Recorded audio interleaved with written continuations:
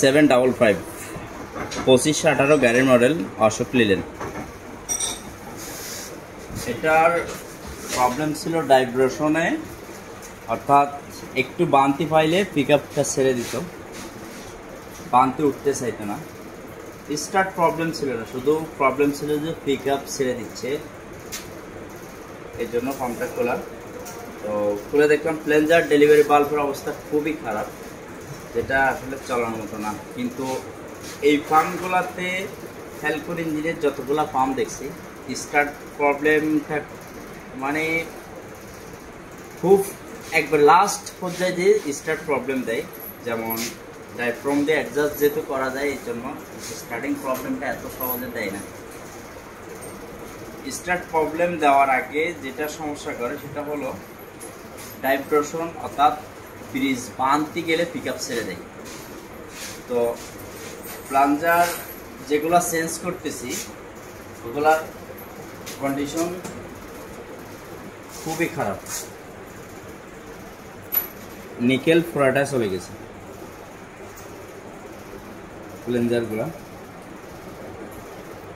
তো এখন পাম্পটাতে বেশি কিছু লাগানো হচ্ছে না, গাইড বোল্ট ওকে আছে, রোলার ঠিক আছে, বেয়ারিং আলহামদুলিল্লাহ ঠিক আছে।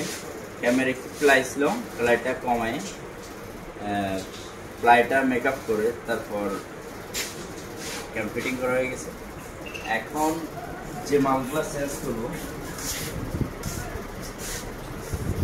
প্লেঞ্জার সিল ওয়াশার যেমন 7on7 প্লেঞ্জার বসের অরিজিনালগুলো লাগানোর চেষ্টা করি সবসময়। ডেলিভারি ভাল্ব 379,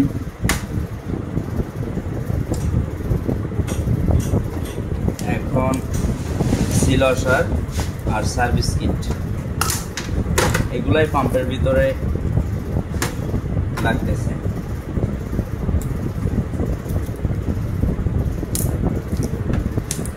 এখানে দুটো পাম্প সেম পাম্পই অশোক লিলেনের,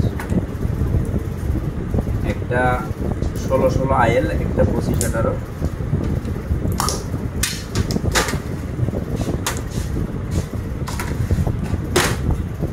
ডেলিভারি বাল্ব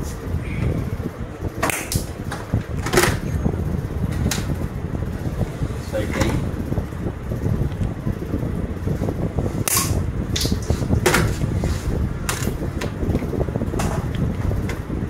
সবাই চেষ্টা করবেন অরিজিনাল পার্টসগুলো লাগানোর জন্য, কারণ এখন ফুয়েলের কন্ডিশনগুলো খুবই খারাপ আসতেছে। আর বিশেষ করে সবাই চেষ্টা করবেন, সর্বোচ্চ চেষ্টা করবেন অরিজিনাল পার্টসগুলো দেখে শুনে লাগানোর জন্য।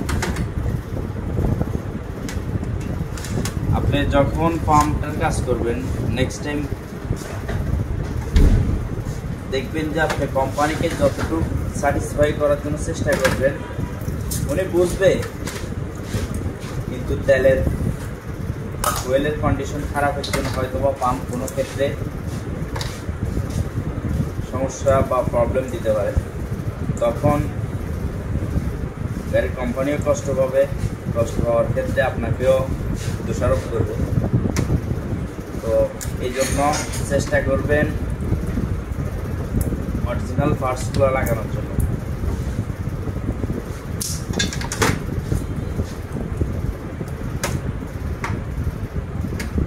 আসসালামু আলাইকুম।